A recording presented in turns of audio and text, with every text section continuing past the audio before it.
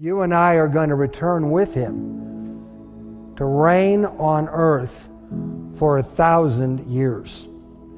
Now, some people read only chapter 20, where it says the martyrs of the tribulation period will be resurrected to reign during the 1,000 years, and that's true. But those that have returned with Christ from the wedding are coming back to reign and rule as well. Jesus told the disciples that in the kingdom you'll sit down with Abraham, Isaac, and Jacob, etc.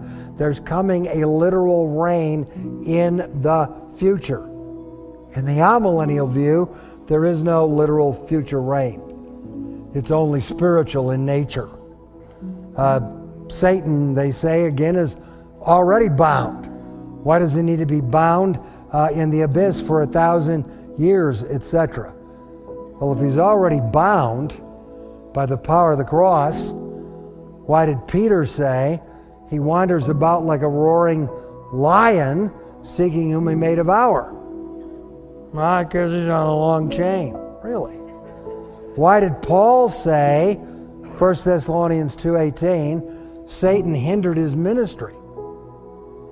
And why did Jesus' brother, James, writing to believers, say in James 4:7, resist the devil and he will flee from you? I don't think Peter, Paul, and James think Satan's already bound. The binding is yet to come in the future.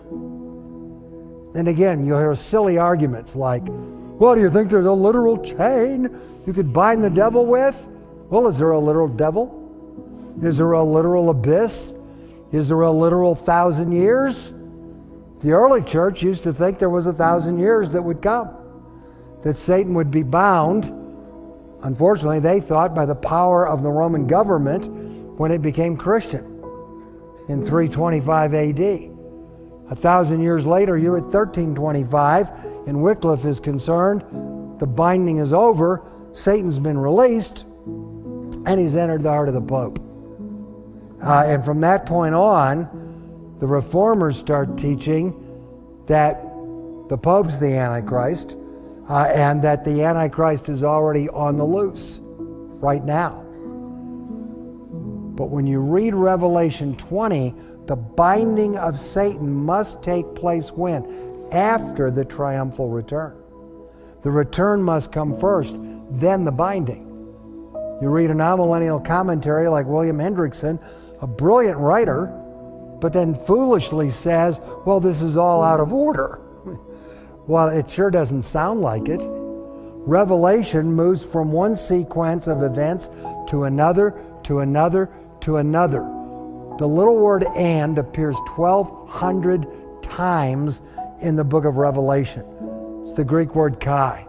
This happened, and then this happened, and then this happened, and then this happened. You are being swept up in a movement of events that leads to a climax of the return of Christ and of the millennial reign. Now, think of it for a moment. If Jesus comes back and rules on earth for 1,000 years, that would mean during that time, if he's really here in person, ruling with a rod of iron, every school is a Christian school. Every hospital is a Christian hospital.